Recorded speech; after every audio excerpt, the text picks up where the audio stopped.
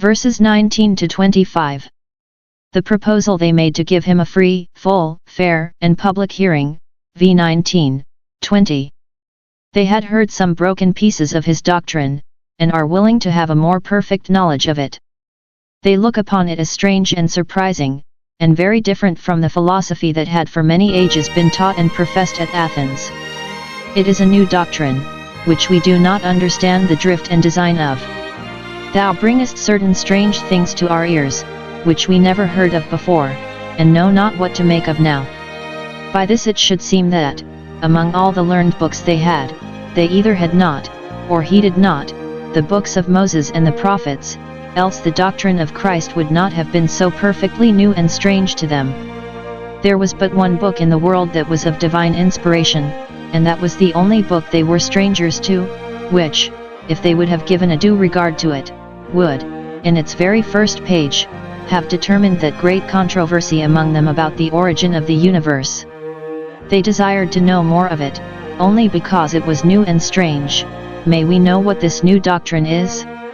Or, is it, like the mysteries of the gods, to be kept as a profound secret?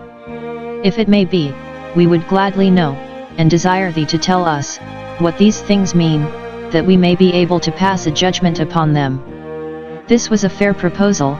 It was fit they should know what this doctrine was before they embraced it, and they were so fair as not to condemn it till they had had some account of it.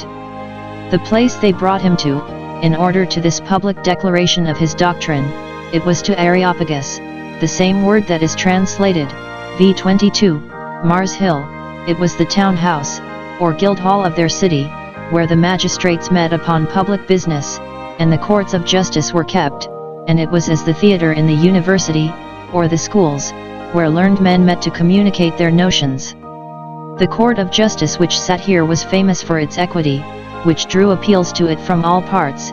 If any denied a god, he was liable to the censure of this court. Diagramoras was by them put to death, as a contemner of the gods, nor might any new god be admitted without their approbation.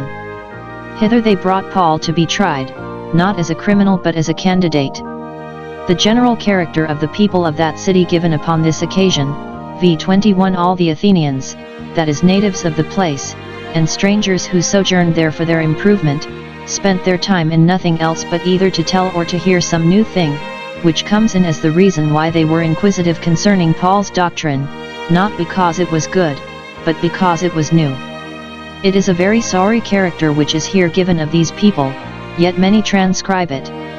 They were all for conversation. St. Paul exhorts his pupil to give attendance to reading and meditation, 1 Tim 4:13, 15, but these people despised those old-fashioned ways of getting knowledge, and preferred that of telling and hearing. It is true that good company is of great use to a man, and will polish one that has laid a good foundation in study, but that knowledge will be very flashy and superficial which is got by conversation only. They affected novelty, they were for telling and hearing some new thing. They were for new schemes and new notions in philosophy, new forms and plans of government in politics, and, in religion, for new gods that came newly up, do 32:17, new demons, new fashioned images and altars, 2 Key 16:10, they were given to change. Demosthenes, an orator of their own, had charged this upon them long before, in one of his Philippics, that their common question in the markets, or wherever they met, was eitile neoteran whether there was any news. They meddled in other people's business, and were inquisitive concerning that, and never minded their own. Tattlers are always busy bodies, 1 Tim 5:13. They spent their time in nothing else, and a very uncomfortable account those must needs have to make of their time who thus spend it. Time is precious, and we are concerned to be good husbands of it, because eternity depends upon it, and it is hastening apace into eternity, but abundance of it is wasted in unprofitable converse. To tell or hear the new occurrences of providence concerning the public in our own or other nations, and concerning our neighbors and friends, is of good use now and then, but to set up for newsmongers, and to spend our time in nothing else, is to lose that which is very precious for the gain of that which is worth little. We have here St. Paul's sermon at Athens. Divers sermons we have had, which the apostles preached to the Jews, or such Gentiles as had an acquaintance with and veneration for the Old Testament, and were worshippers of the true and living God, and all they had to do with them was to open and allege that Jesus is the Christ.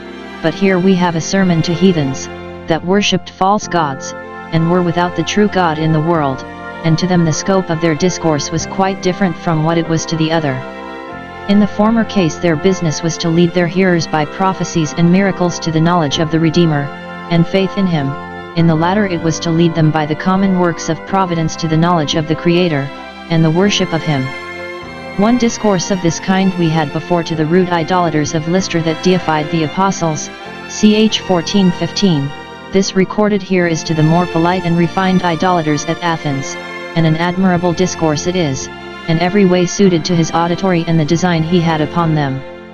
He lays down this, as the scope of his discourse, that he aimed to bring them to the knowledge of the only living and true God, as the sole and proper object of their adoration. He is here obliged to lay the foundation, and to instruct them in the first principle of all religion, that there is a God, and that God is but one. When he preached against the gods they worshipped, he had no design to draw them to atheism, but to the service of the true deity. Socrates, who had exposed the pagan idolatry, was indicted in this very court, and condemned, not only because he did not esteem those to be gods whom the city esteemed to be so, but because he introduced new demons, and this was the charge against Paul.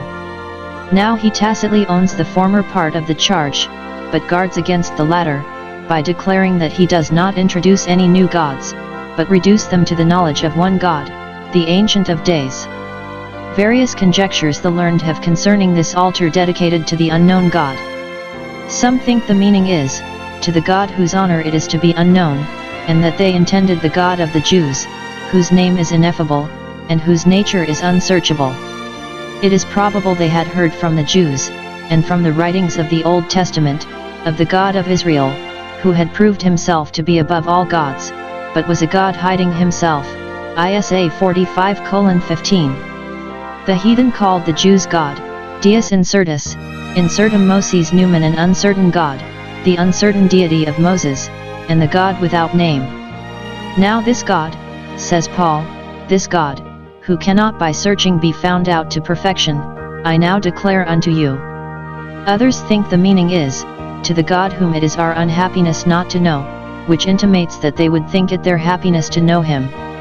Some tell us that upon occasion of a plague that raged at Athens, when they had sacrificed to all their gods one after another for the staying of the plague, they were advised to let some sheep go where they pleased, and, where they lay down, to build an altar, to pros contitheo to the proper God, or the God to whom that affair of staying the pestilence did belong, and, because they knew not how to call him, they inscribed it, to the unknown God.